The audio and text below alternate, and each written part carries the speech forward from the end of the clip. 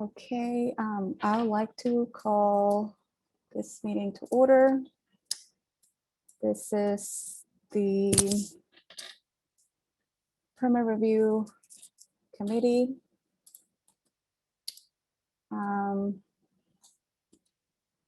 Sorry, I'm trying to arrange screens over here. Commissioners, if you can join us back to get started.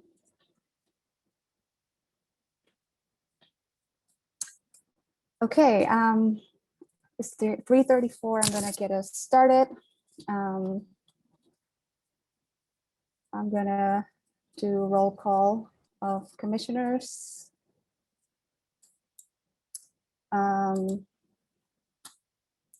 Sorry, Commissioner Hughes. Sorry. Please, after you hear your name, please reply here or present to confirm that you can see me and you can hear me. Commissioner Hughes. Present, I can see and hear you. Thank you, Commissioner Hughes. Commissioner Ponce. Present, can see and hear you. Thank you. Commissioner Jajkovic.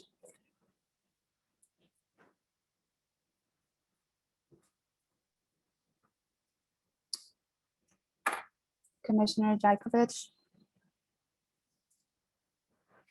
All right, I'll come back to you. Commissioner Lynn Osman. Commissioner Osman, we cannot.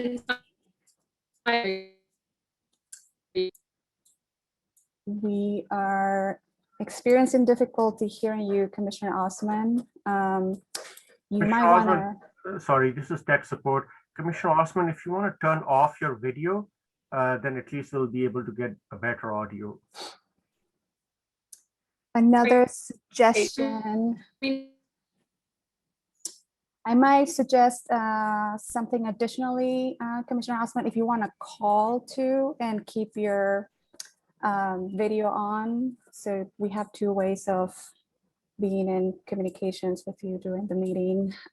That's a good alternative always, if you would like to try that.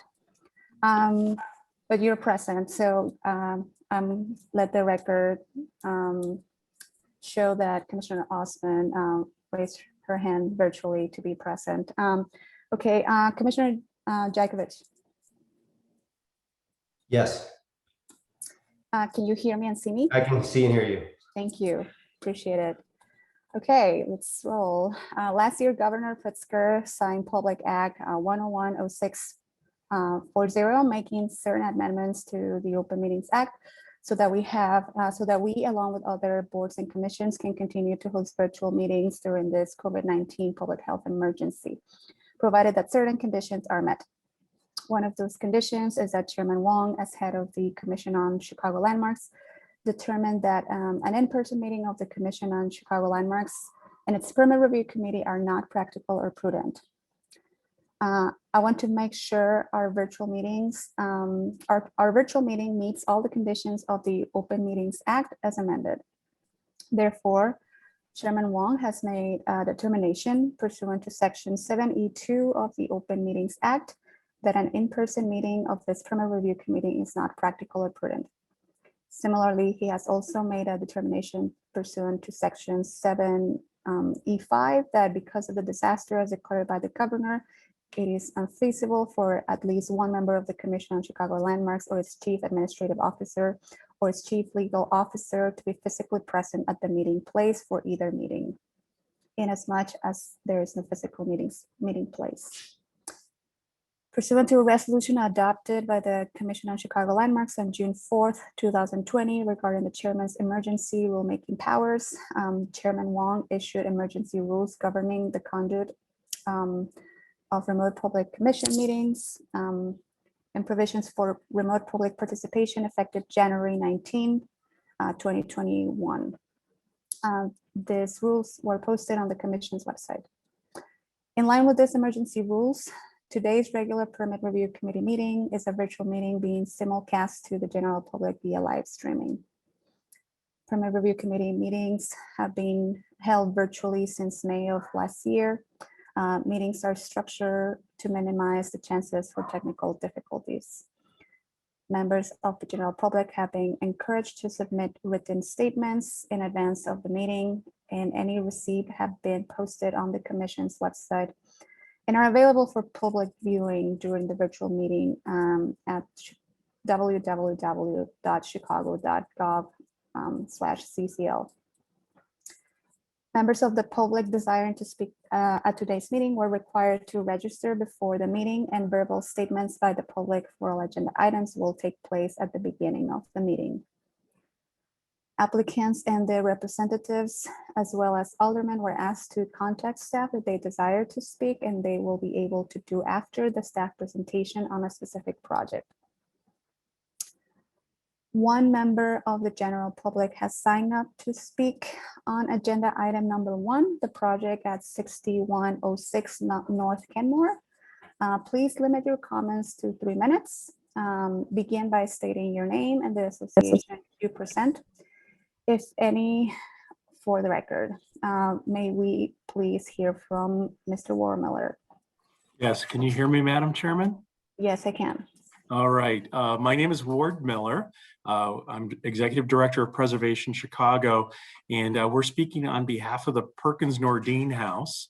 We at Preservation Chicago highly support the changes to the Perkins Nordine House by the new ownership with the removal of non-original features, along with the additions as proposed for this designated Chicago landmark by noted architects Pond and Pond.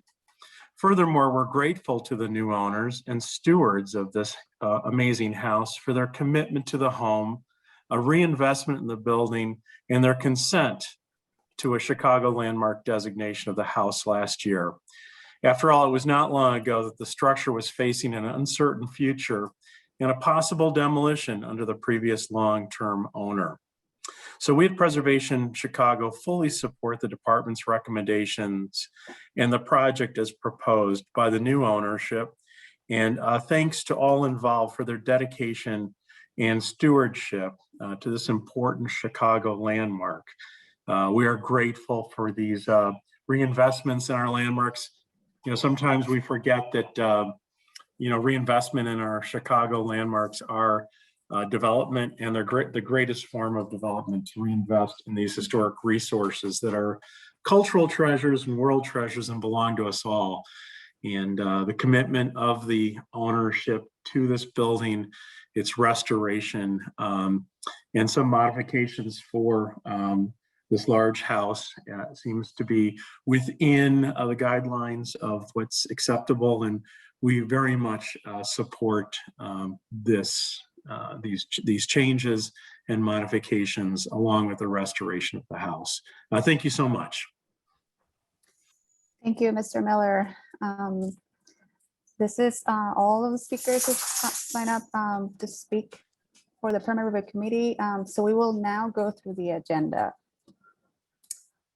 First, I would like to go through the approval of the minutes of the previous meeting. Commissioners, as a reminder, when you wish to speak, make a motion or second motion, please press raise hand, the function on the panelist window at the right side of your screen, and I will call up on you. Can I have a motion? May I request a motion to approve the minutes of the May 6, 2021 meeting? So moved. Thank you. Commissioner Hughes has made a motion. Can I ask for a second motion? Second, Commissioner Jacobich. Commissioner Jacobich, thank you, has seconded the motion. Now I'm going to take a vote on the motion. I'm going to do a roll call. Commissioner Ponce. Yes. Commissioner, thank you. Commissioner Osman.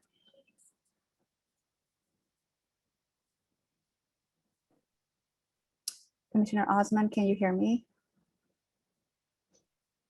Okay, let the record show that Commissioner Osman has raised her hand. I'm assuming supporting approval of the minutes, virtual hand. So I'm just going to assume that the motion carries unanimously. And I myself, I vote yes as well. So the motion carries unanimously. The minutes will be posted on the commission's website. Thank you. So we're gonna proceed with agenda item number 1, 6106 North Kenmore, the Perkins Norton House.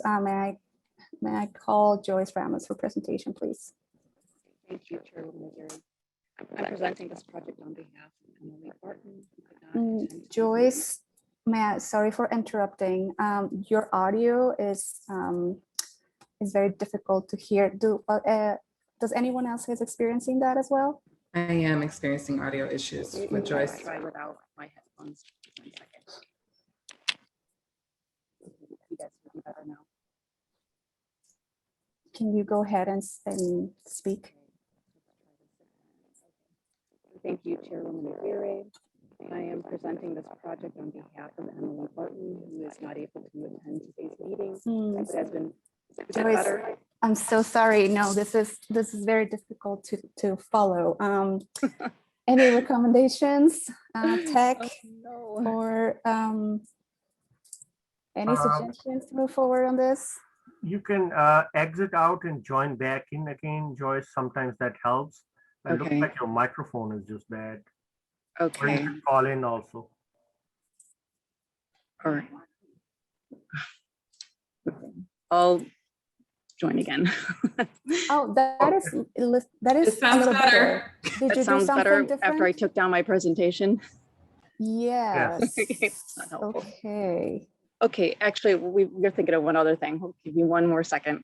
Thank I you. think Appreciate we'll have it. someone else do the PowerPoint and then I'll do the presentation. The share screen. Yes. Yeah. Let's try that. Tech Yeah, difficulties. We all are dealing with that. I just want to make sure your Yeah. voice can be heard clearly. yeah, this is our first time doing this in the office in City Hall, so just adjusting with our new bandwidth computer. is everything. Okay, Okay. all right, great. All right, so again, thank you, Chairwoman Aguirre. I'm presenting this project on behalf of Emily Barton, who could not attend today's meeting, but has been working very closely with the architects and the property owners on this proposal. So just a little background on the property. The Perkins Nordine House was designated in 2020 after threat of demolition. The current owners of the property purchased the building and consented to designation with the intent of restoring the building and living there. The building is located at the northwest corner of Kenmore and Glen Lake in the Edgewater neighborhood. Next slide, please. The owners plan to undertake standard maintenance, masonry, and lintel repairs on all elevations of the building and restore all the original windows and transoms. The non-historic asphalt shingles on the roof are proposed to be removed and replaced with new wood shingles to match the original wood shingles as seen in the photographs. These shingles will also replace non-historic siding on the dormer sidewalls and gable ends to match. In addition to exterior improvements, the applicants have engaged preservation experts to conduct finish analysis on the interior, and they intend to restore the house to its original grandeur. Sometime in the past, the original enclosed rear porch was removed and replaced with a non-historic frame structure. The applicant proposes to remove the non-historic porch and replace it with a new, more compatible design. While no photos exist of the original porch, the project architect has researched other pond and pond porches and used those examples, the exhibits are shown here, to influence the new porch design. The porch is proposed to be 2 stories in height with a flat roof with a sloping section of the roof to the south, matching the existing condition. It will be clad in new cedar shake to match the new roofing and feature 4 wood casement windows on each side, on each level, with decorative transoms above to match the historic transoms elsewhere on the building. Because the existing porch is not original to the building, the new design is based off of other similar purchased by the same architect, and staff recommends approval as proposed. Next slide. Oh, I'm sorry, stay on the slide. To the north of the enclosed porch, some of the other non-historic modifications were made to the west elevation in the past. The applicant also plans to restore this area to what was likely its original design based on other elevations of the house. On the third floor, the owners propose to reintroduce 3 ganged windows to match the home's front elevation. There is also currently a non-historic window on the first floor. This window will be removed, and the original masonry opening will be restored, and the architects will reuse one of the removed windows from the old enclosed porch in its place. The new work will restore what was likely the original configuration of the west elevation, and staff recommends approval as proposed. Oh, can you go back one slide, please? On the rear of the roof is a non-historic dormer. The house has a number of other dormers adorning the roof line, all of which are original to the property, and this is the only one that doesn't match. The applicant is proposing to remove the non-historic dormer and replace it with a new dormer to match the original. Because this will be more compatible than the existing and will match the historic, staff recommends approval as proposed. Next slide, please. The owners intend to undertake a number of site improvements in addition to the work on the house. The house is located on the northern half of the lot with landscaping to the south. 2 linked terraces are proposed that relate to the house and landscape. The grades for the terraces are based on existing grades and their specific locations. They are not substantially raised or lowered, other than to provide a proper installation with paving surfaces that drain. The first terrace, shown in blue, connects with the interior of the house via the new back door stoop. It will extend into the south garden to overlook new planting areas. A lower terrace, approximately 1'6" lower and shown here in green, extends to the south, creating a second outdoor seating area between the garage and the house. The terraces will be largely located behind the existing house footprint, with the exception of a part of the upper terrace, which extends approximately 12 feet to the south elevation. The surface of the new terraces will be compatible with one another and are envisioned to be stone, commensurate with the quality of the house. The new terraces will not obscure or destroy any historic elements, and staff recommends approval as proposed. Next slide, please. There are currently 5-foot-tall solid wood fence surrounding the property on all sides. The applicant's proposal, as seen in the site on the upper left, is to remove the existing fence, which is in poor condition, and replace it with a new wrought iron open metal fence and gate, shown in green, along the front of the building facing Kenmore, a solid wood fence for the remainder of the eastern property line and the entirety of the south property line, shown in purple. Staff recommends that any proposed fencing along the east and south property line shall be open metal to match the wrought iron, which is shown in green on the site plan on the right. Along the western property line from the southwest corner of the lot to the garage, a new 6-foot-tall common brick wall is proposed to separate the property from the alley, shown here in red. Similar masonry walls, also shown in red, are proposed along the north property line for privacy from the adjacent apartment complex on the north. Staff recommends the portion of the masonry fence running east and west on the far northeast corner of the property to be revised to be open metal fencing to match the proposed wrought iron fence in the front of the property. And not all new fencing on the property shall be no taller than 6 feet. Next slide. 2 landscape design schemes are under consideration. In scheme 1, a greenhouse is indicated in the western end of the south garden space as one possible sunny location. In scheme 2, a greenhouse is a view feature in the north end of the terrace between the house and the new garage. This site also receives a good amount of sun.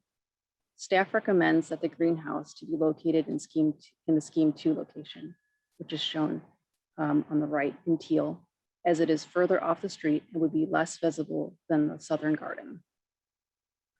There are a number of architectural artifacts, probably salvaged from previous demolitions of nearby houses on the site. They range from limestone orbs on pedestals to stone or ceramic planters. The stone orbs have been recommended for use atop brick posts to demarcate the perimeter corners of the property. Other smaller artifacts will be included in more detailed design effort. Next slide, please. Although the current non-original garage is in serviceable condition, it is in need of improvement and does not address all the needs of the current owners who are considering replacement. While the design hasn't been entirely finalized, The architect described their design intent in a narrative. The garage will be compatible with the main house, but will not look like an original feature. The exterior will be clad in red brick with a wood shingle north-south gable roof to match the house. The proposed garage, shown in blue, will be in the same location in the far northwest corner of the lot with a footprint of 33 feet by 22 feet, which is slightly larger than the current garage, with a second floor guest suite or office accessible through interior stairs. The design will incorporate dormers for headroom and windows compatible with the house, compatible with those on the house. Staff recommends approval of the new garage and concept, and staff shall review the final design as submitted with the permit application. Next slide. Historic preservation staff recommends approval of the proposed work with the conditions previously stated during the presentation and are also listed here on this slide. This concludes the staff's presentation. Both the Alderman and the Edgewater Historical Society have been made aware of the project, and Alderman Osterman's office has no objection to the proposal. Alderman Osterman, the architect, and the owners are also here if you have any questions. Thank you. Thank you, Joyce. Commissioners, do you have any questions for Joyce at the moment? Please raise your hands if you would like to speak. Try to do this visual. Joyce, I have one quick question. The design, the drawings for the garage that is proposed, that will be proposed in the future, they're not coming to PRC for review, right? Or I guess I should ask that. Are they coming back to PRC for review? Just because it's the only it's a complete design that needs to be, I guess, submitted. I'm just curious. Commissioner, this is Deanna, if I might answer that. So what we are proposing from staff perspective is considering the description and the location and the materials and the scale of the garage, and that we get your approval today in concept and staff review the final design with the permit application. Obviously, if there is anything substantially different than what's been described, that would be a different consideration. Thank you, Deanna, for that clarification. I don't see any hands up. So now we'd like to hear from the applicant and their representatives. If necessary, we can call on others in the applicant's party, but at this time, can we please hear from the owner, Angela Espinazo?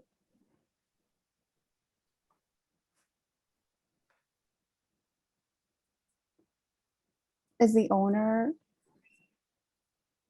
online? Oh, wonderful. Good afternoon. Hello. Good afternoon. Thank you. We can't see anyone, so it's very hard to understand who we're speaking to, but we're very happy to be here. Thank you for inviting us to participate. Thank you, Joyce, for that really lovely presentation. We've had a wonderful time learning about this house with our architect colleagues, and Richard Logan is here with me today. So we're this has been an amazing journey for us. You know, there's not a lot of information that we were made privy to, and we've learned a lot about the history, a lot about the materials that are used in the house and outside of the house, and we're really looking forward to restoring it to its former self and bringing it back to life. Thank you. We'd be happy to answer any questions. Thank you very much. I mean, it's a very impressive building. Obviously, we are celebrating that your commitment and investment to improve it, but also carefully including other additions and adapting. So you clearly are invested and care about that. So I commend you on that. Commissioners, do you have any questions for the owner or comments, remarks?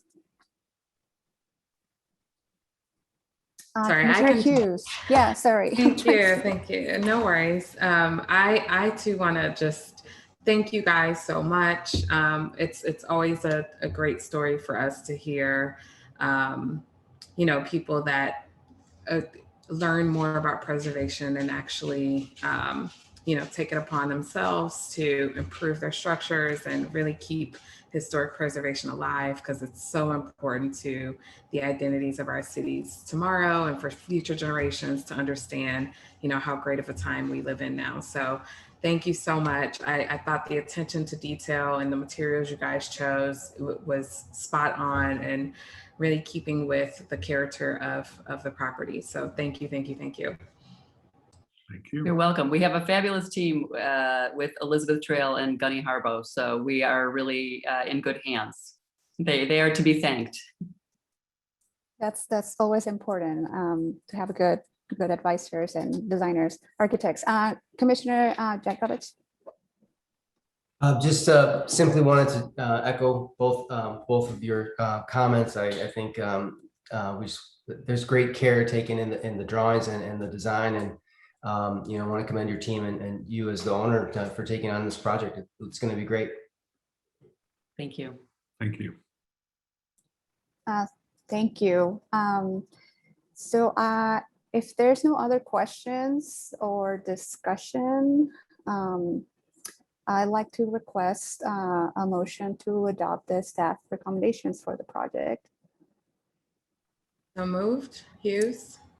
Thank you. Commissioner Hughes has made a motion. Second, Commissioner Jakovich. Thank you. Commissioner Jakovich has seconded the motion. Now I'm going to take a vote. Commissioner Ponce. Yes. Thank you. I think Commissioner Osman. Oh, she's back. Yes. So let the record show Commissioner Osman is also in favor of this of the staff recommendations via virtual hand, and myself, I also say yes. So the motion carries unanimously. Good luck, beautiful project, and yes, we're looking forward to see this building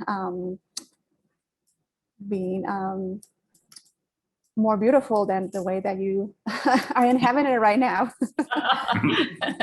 Thank you so much. Have a good one. You too. Thank you so much. All right, we're moving to item number 2, 1328 North Wicker Park. And I would like to call Larry Scher for presentation.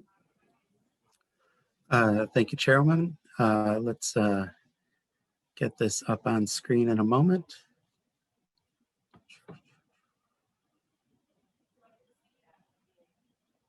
There we go. Okay, so as you mentioned, this is 1328 North Wicker Park in the Wicker Park District. The subject property is an 1880s 2-story Italianate masonry row house with an at-grade entrance. The property includes an adjacent vacant lot to the north. A permit application was submitted to the Historic Preservation Division in October of 2020. Corrections were issued and a rooftop mock-up was arranged to gauge the visibility of the rooftop addition. In response to staff concerns, additional renderings were developed and submitted for consideration. In general, the committee has approved rooftop additions, which are found to be minimally visible. To decide whether something is in fact minimally visible requires the applicant to provide physical mock-ups, which staff views on site from various vantage points. Prospective renderings may also be provided to better understand how a proposed rooftop addition will affect the property and the overall character of the district. There are 2 letters of support in your packets, one from the Wicker Park Committee and one from Alderman Laspada. These are some examples of rooftop additions which have been approved. They're generally reviewed on a case-by-case basis. A number of these were in the Arlington-Deming district, and in these cases, they were particularly visible due to their proximity to the alley. In such cases, commission staff looks for ways in which visibility may be screened by adjacent elements, sometimes recommending the expansion of parapets or roof lines to better hide such additions.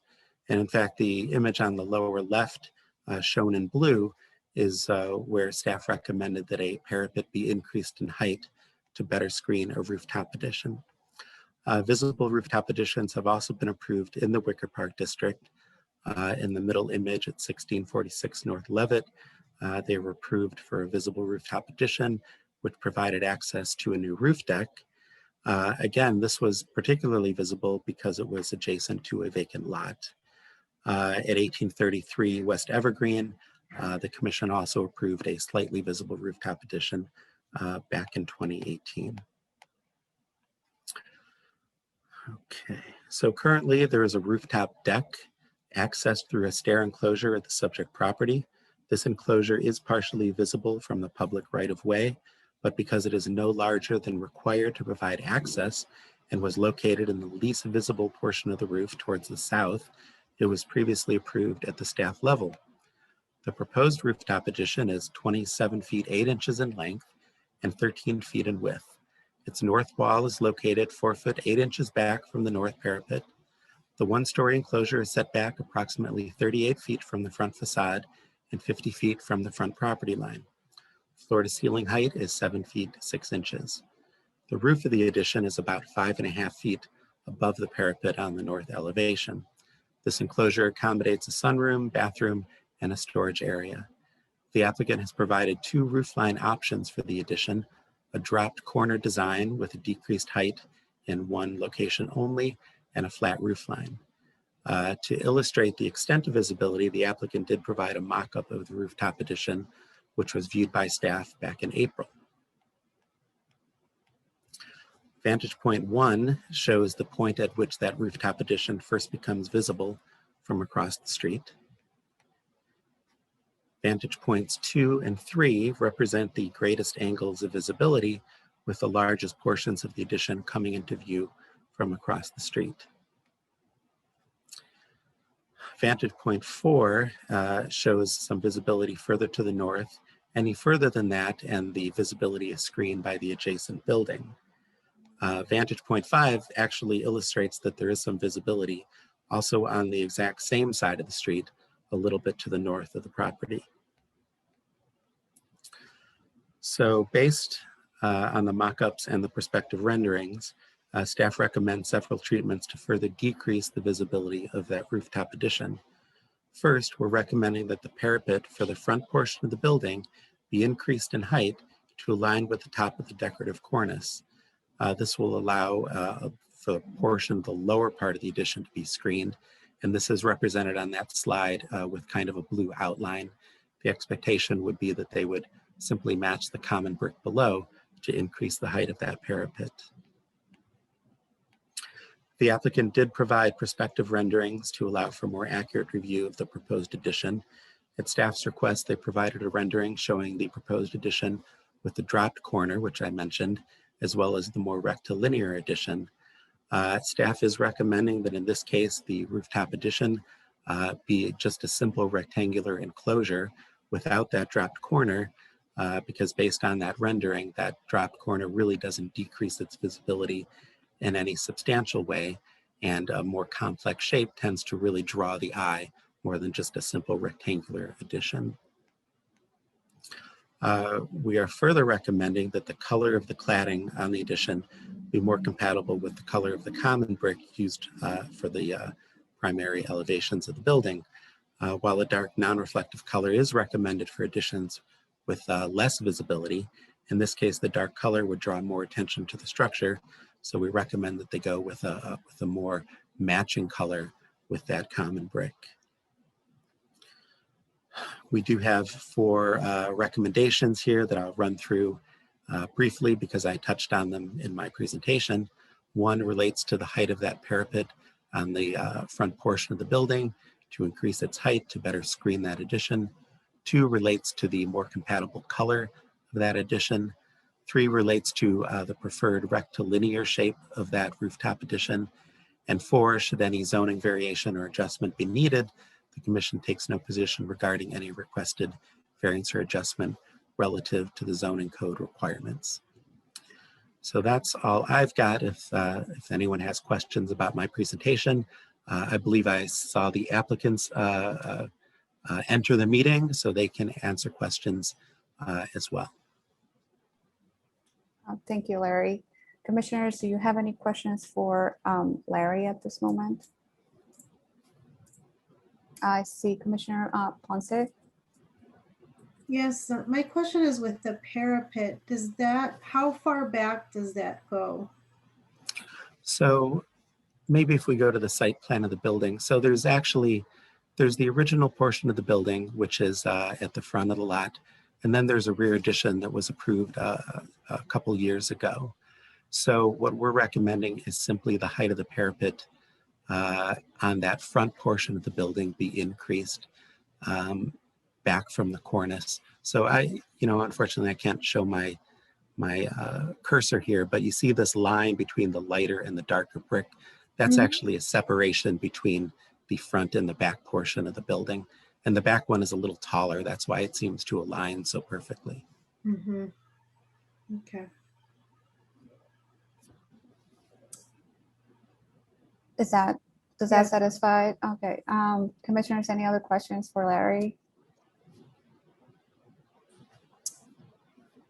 Okay.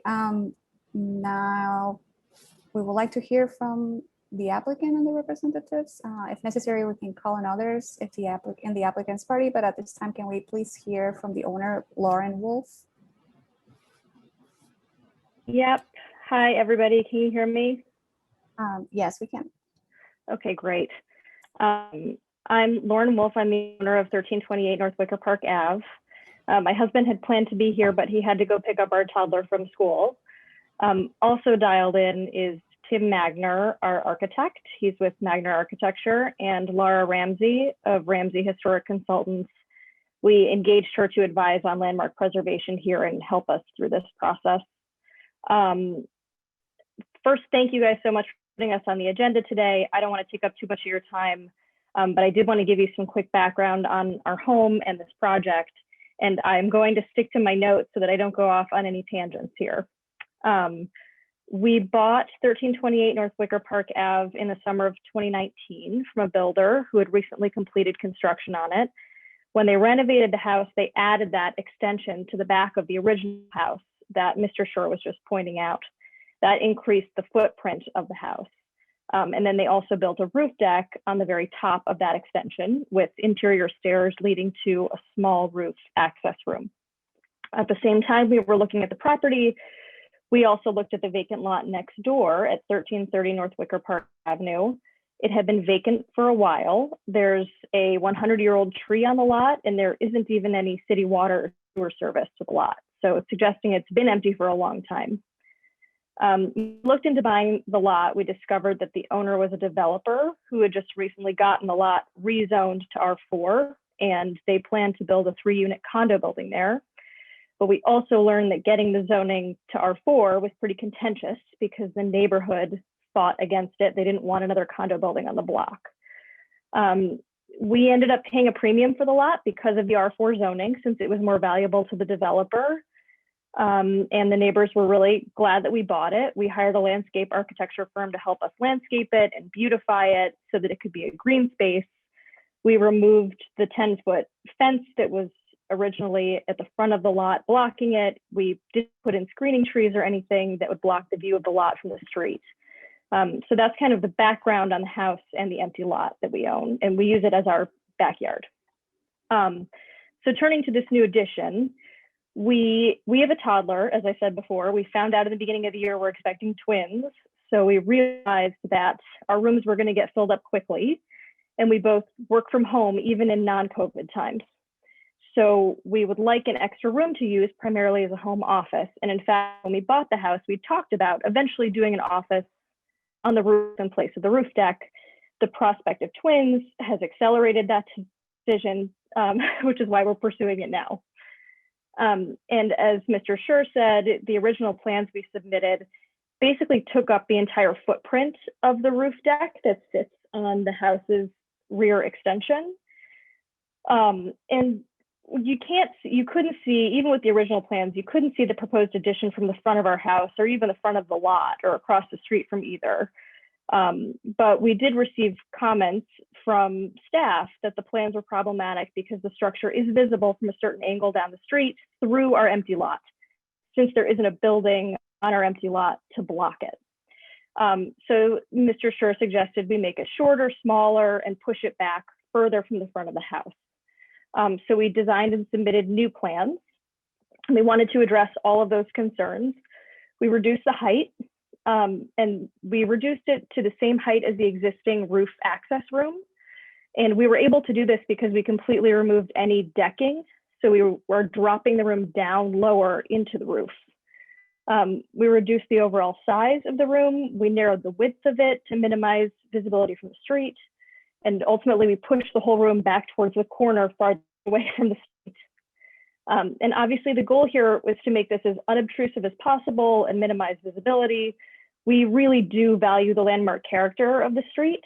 It's important to us to respect it and the wishes of our neighbors and the commission.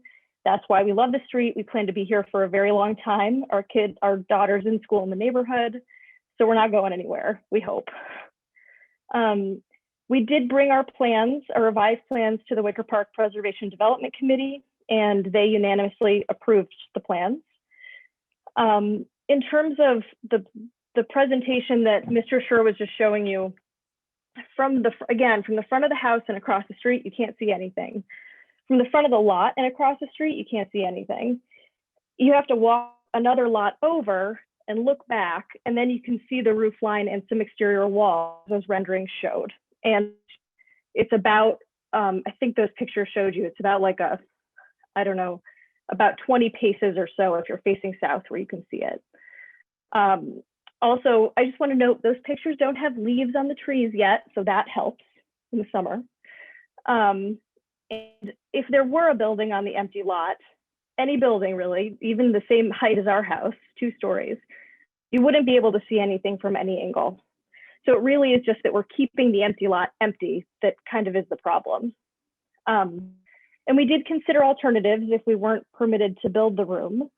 We could, with your approval and the appropriate permits, we could build another connected building on the empty lot, but we don't want to do that. That kind of takes away from the green space that we and our neighbors want to keep in the lot.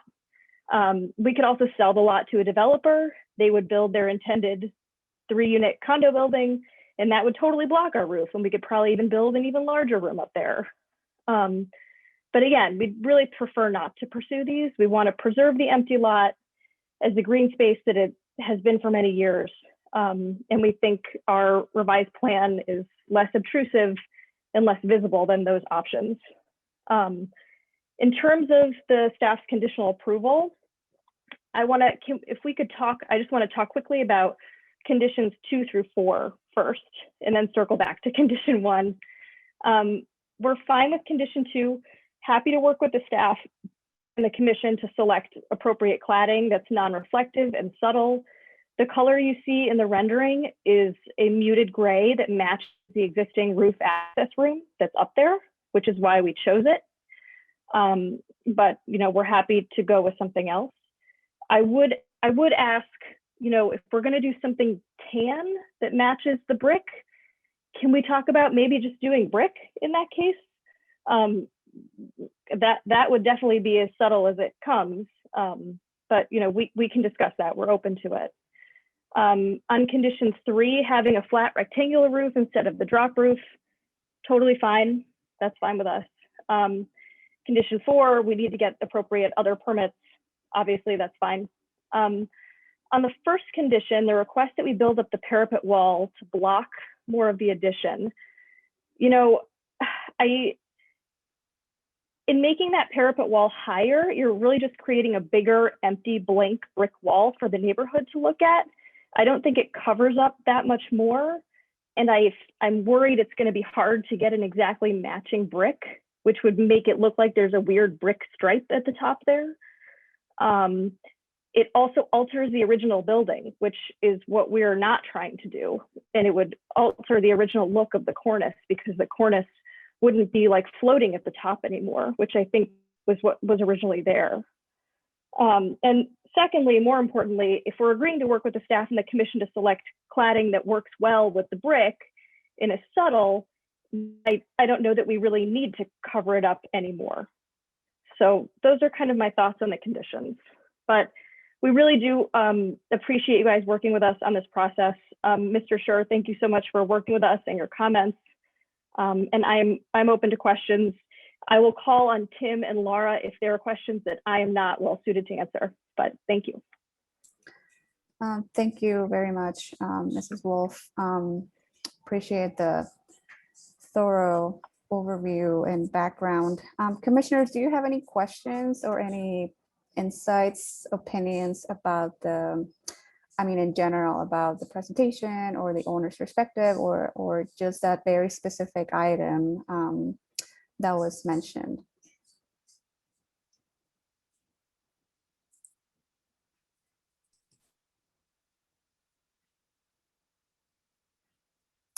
I am curious. I'm thinking, Larry, would you mind going back to that comparison image side by side of, yes, thank you. So let me repeat what I heard from you, Mrs. Wolf. You think the change of material, it's something that you look forward to exchange, and the addition on the back, and what you're concerned about is the parapet element that it's being rendered on the image on the right. Is that correct? Yeah, so this is the first time that I'm seeing these renderings in these colors, first of all. So the rendering on the left with the dark gray is what we had proposed. Mm-hmm. And now this is the first time I'm seeing that what staff was suggesting was that mm-hmm. the new cladding be something more like a tan. I'm not sure that we're really going to want to do tan siding. I'm not sure how that's going to look, but I'm happy to work with the staff to pick something that does look subtle and is non-reflective and is minimally visible, hopefully. So that's just kind of an initial comment on the cladding. But our bigger concern is that building up that parapet wall in the front. As I said, I just don't think it does much to cover the new addition. And I think more than anything, it's an alteration of the original building. So you wouldn't have a floating cornice anymore. Mm-hmm. And if we're going to agree with the staff to do cladding on the new addition that is subtle and minimally visible and non-reflective, then I don't know why we need to build up the parapet wall. It's also just additional, it's an additional trade and additional work that we would have to bring in people for. And we'd have to match the brick exactly, otherwise it's going to look like a weird stripe. So I just have concerns. I have a number of concerns about the parapet wall primarily. Thank you. Larry, can you comment on, is this a recommended solution that has been done in similar cases on the side of the building when it's visible? Yes, so we've recommended this treatment. Ooh, I hear weird sounds. Can you guys hear me? Yes, we can. Okay. So we have recommended this treatment for other rooftop additions as a way to better screen them from view. I think there was one example in the Arlington Deming district where it was sort of an increased parapet extending back from that side turret. We're not as concerned about increasing the height on a secondary elevation. I know that the cornice there actually is a new cornice. Oh, I'm hearing it again. That's weird. I know that cornice is a new cornice that was designed to be compatible with the building. But this was a recommendation that we came up with so that we could better find a compromise where we could do kind of all things, give the applicant the space that they wanted and screen it as much as possible. So I don't quite know what to say about it. This was simply our attempt. There might be other ways to screen it as well, but this was what we came up with given similar projects that have been approved by the commission. Thank you, Larry. Commissioner Hughes, your hand up. And you are on. Yes, sorry. Okay, so I know we've made decisions for other things in the past, but thinking about this case and where it is and where it's situated, I'm okay with what the owner's team is offering. The black box, exactly where it is in the last, I'm okay with this. And simply because of the site conditions of this property, which are probably different from what we proposed to previous properties.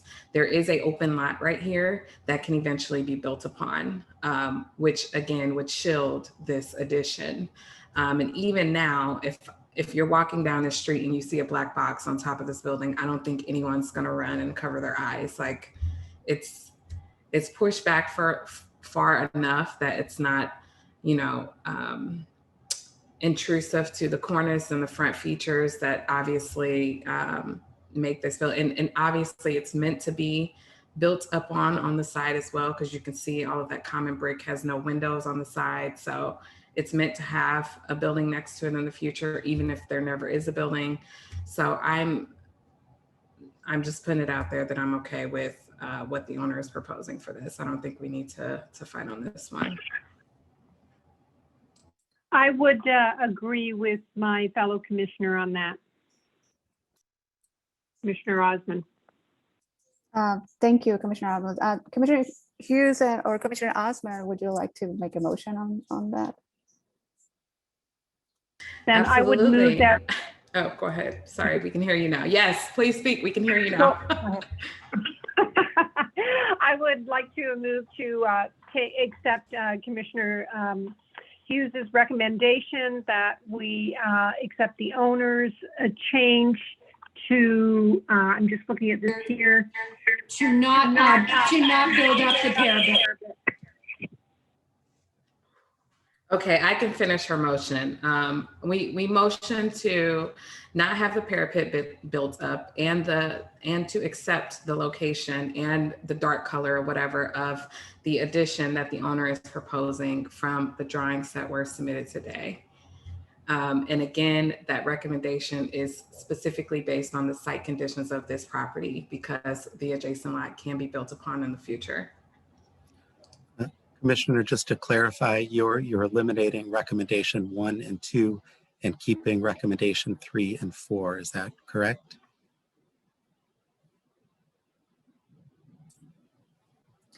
I would like to, I would like to discuss this a little, especially on recommendation to Commissioner Hughes, if you are willing to entertain that.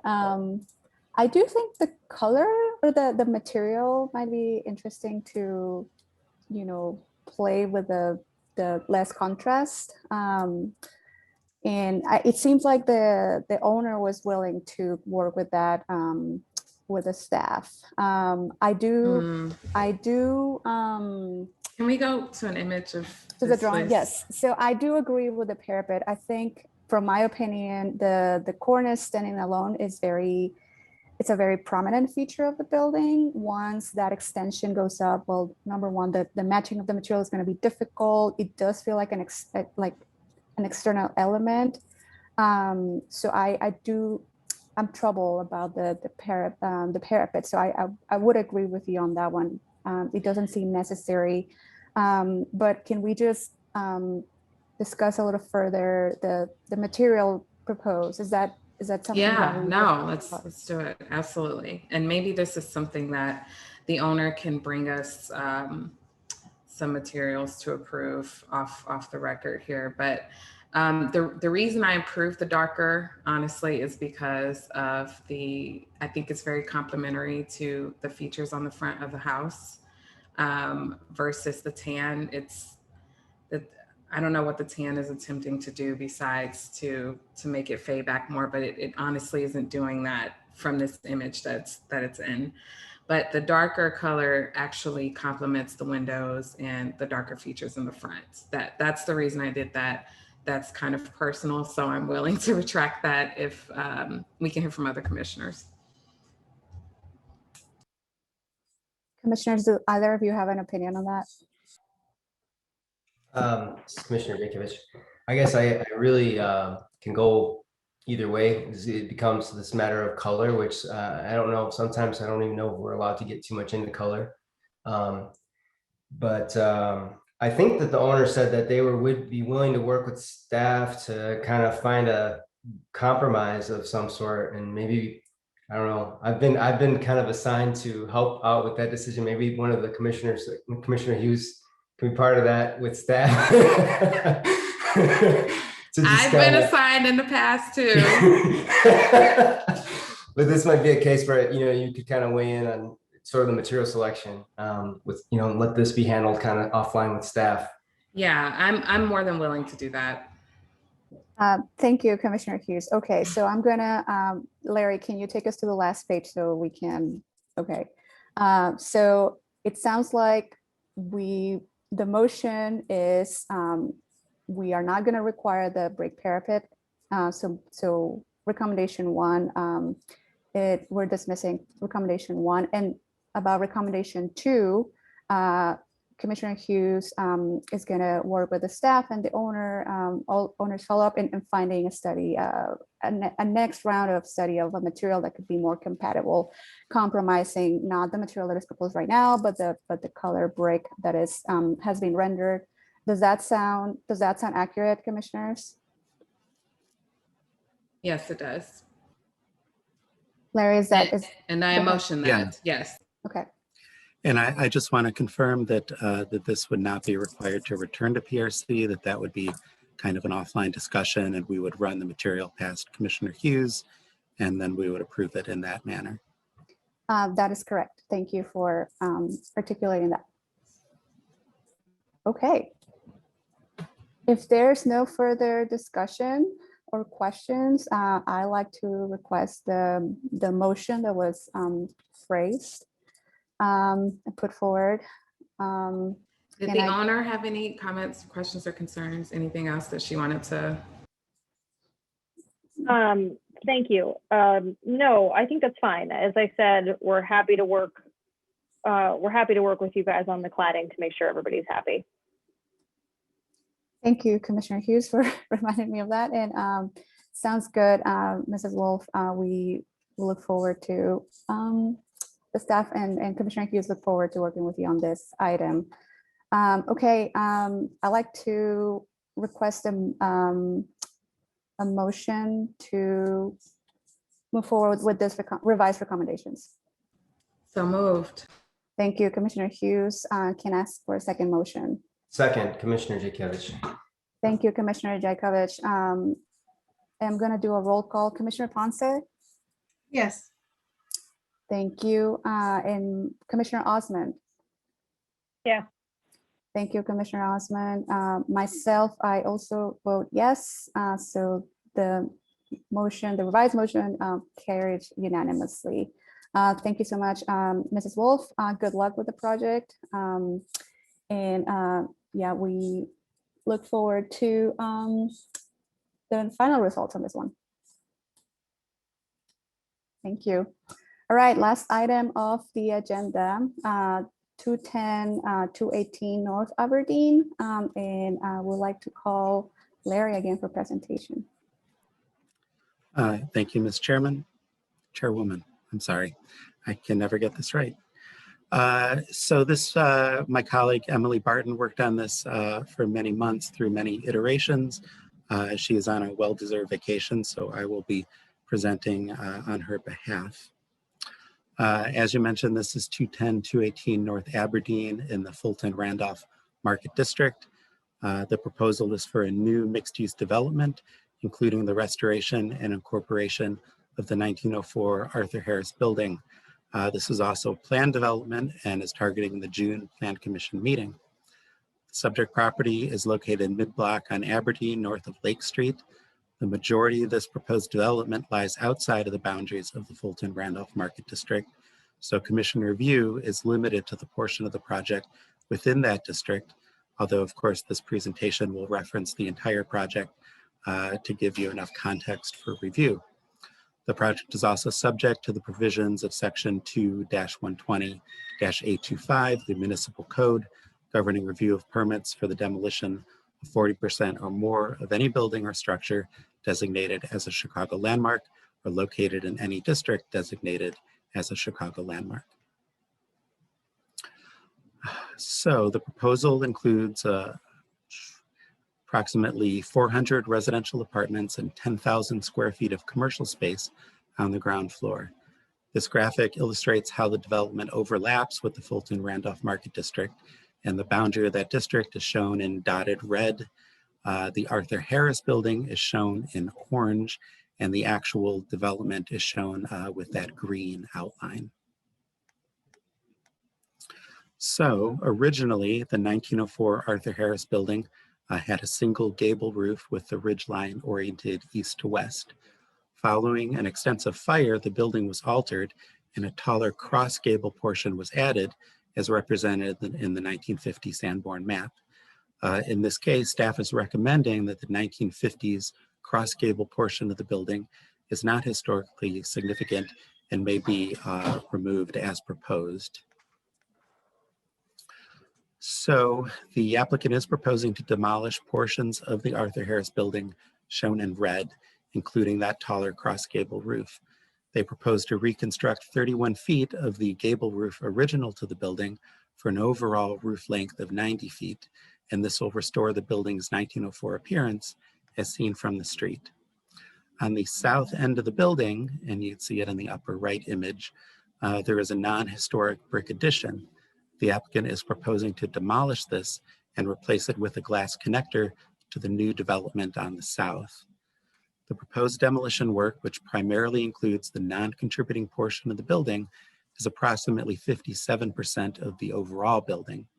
This amount of demolition will require City Council approval, but because it retains and restores the visible elevations of the historic structure, staff recommends approval as proposed. In addition to reconstructing the gable roof, the applicant is also proposing to restore the front facade of the Arthur Harris building to its original design, including replacement of non-historic glass block with new windows to match the original double hung configurations. On the south end of the front elevation, 3 of the original masonry openings were reduced in size and infilled with glass block. Staff recommends that the masonry openings for these windows be restored to their original sizes as shown in the graphic on the lower right. Window and door details shall be submitted with the permit application. In order to achieve a feasible project on the irregularly shaped site, most of which is located outside of the boundary of the landmark district, the massing is divided into 2 main towers connected in the middle with the masonry tower substantially set back from the primary elevation and roof line of the Arthur Harris building. Now the aerial image to the right, the rendering kind of clarifies this a little bit more. You can see the lower buildings are within the district and the taller buildings primarily are outside of the district, the exception being that main tower that connects those 2 wings. At the ground level, the new development connects to the Arthur Harris building with a glass enclosure on the south elevation. The base of the building on the new building on the south is 3 stories tall and also overlaps with the historic district and is proposed to be faced with the same masonry as the tower. While the final brick hasn't been chosen yet, the color is proposed to be compatible with the historic brick found within the district. The proposed dark gray metal panels of the tower are compatible with many other additions and new construction projects within the district and throughout the neighborhood in general. The overall use of modern materials and contemporary design of the new structure clearly differentiates it from the historic building. Masonry samples shall be submitted with permit application for staff review and approval. So let's go to the next slide. The building is proposed to be approximately 240 feet at the highest point. The height of the new structure relates to the wider neighborhood context outside of the landmark district, and the overall mass scale and siting of the new structure reads as a separate independent building from the Arthur Harris building. Staff recommends that portions of the new construction that do cross into the district boundaries will not be an adverse effect, as they will appear to be separate from the historic elements of the Arthur Harris building and the remainder of the district to the north and to the east. We have a series of recommendations. The first relate to the proposed partial demolition. One is that the commission preliminarily find that the proposed partial demolition with the rehabilitation of the Arthur Harris building will not be an adverse effect on the character of the district. And 2, recommend that the commission recommend to City Council approval of that proposed partial demolition. The next set of recommendations relate to the construction project. Find that the proposed project contingent upon City Council approval with the following conditions will not have an adverse effect on the significant historic and architectural features of the property and district, with the following conditions. A report by a licensed structural engineer addressing the proposed structural work relative to how the remaining structure should be braced and protected during partial demolition and construction shall be submitted to the historic preservation staff as part of the permit plans, and that the recommended measures, sequencing, and protections will be incorporated into the structural and architectural drawings. B, the design of the front facade of the Arthur Harris Building shall be revised to reintroduce the original masonry openings for those 3 southmost windows, and the details will be submitted with the permit application. C, masonry samples shall be submitted for review and approval. And D, considering that the overall mass, scale, siting, and design of the new structure, predominantly located outside of the boundary of the district, reads as a separate independent building from the historic building, and that the proposed new construction is approved as shown on the drawings dated 5/21/21. Okay, that's a mouthful. If you have questions for me about my presentation, I will gladly take those, but I know the development team is also on the meeting if you have questions for them. Thank you very much, Larry. Commissioners, do you have questions for Larry at this moment? All right. I don't see any hands. So now we would like to hear from the applicant and their representatives. If necessary, we can call on others in the applicant's party, but at this time, can we please hear from the project architect, George Zurich?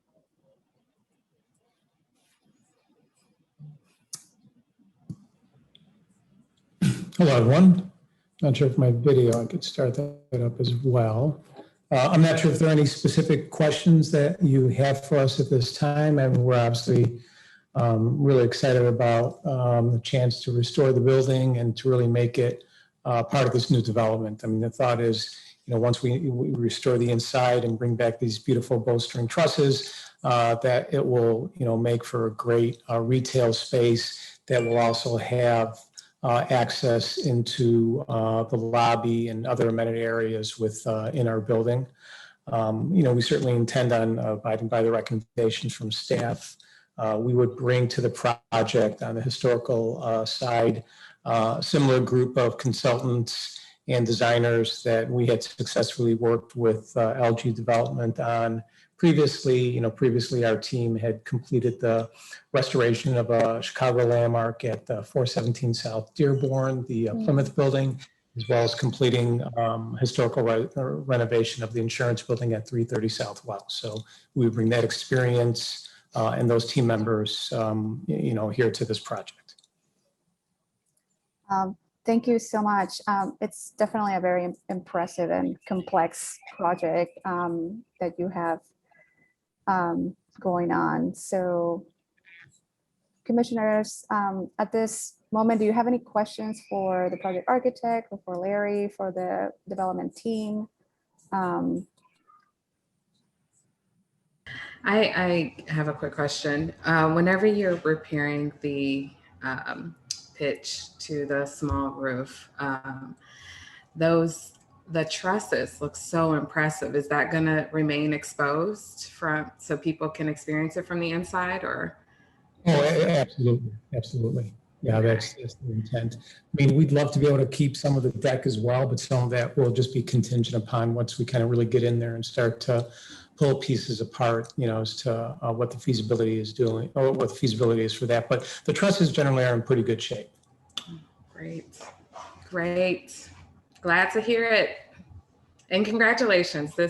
Your drawings are clear, and we know you had a very difficult site to work with, and this area is like wildfire right now. We get these cases in every single meeting for this area. So congratulations. And yeah, we hope for a lot of success with this. Thank you, Commissioner Hughes. Any other comments or insights or questions, commissioners, in this project?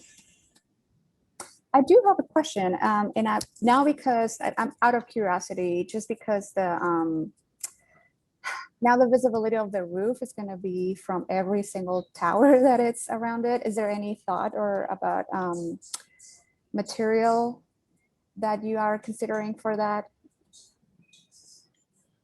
I'll let the other team respond as well. I mean, there are some existing skylights that we're going to be maintaining those openings. So actually, Commissioner Hughes, to your point, not only will we be able to see these trusses as, you're walking into the building, but there will be sight lines from surrounding buildings above that can look in and see some of those trusses as well.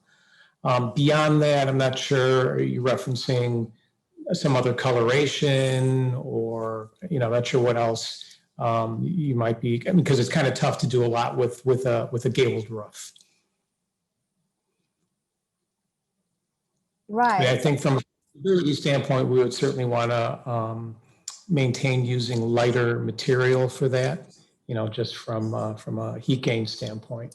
Right. No, I was just curious because, there was little or non-visibility of that surface, very extensive surface from, the current conditions. But with this new multi-level development next to it, it might just be an opportunity or even like non-reflective materials that are part of that. Yes. Yeah. So I don't see any other hands or questions from other commissioners. So if there's no other questions or discussion, I would like to request a motion to adopt the staff recommendations for the project.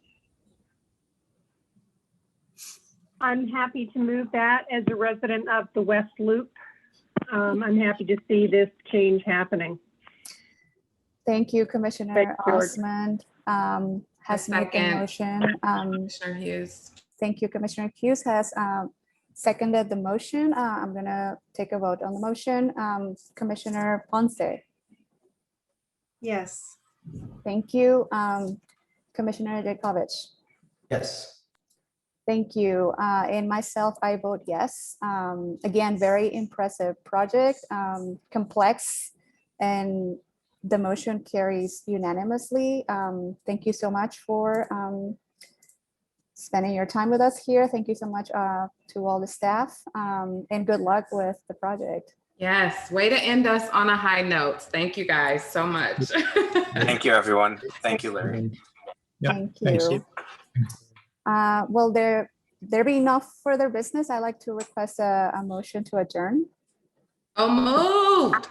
Thank you, Commissioner Hughes. I just, every month that's an infusion of energy. You're so moved for adjourning.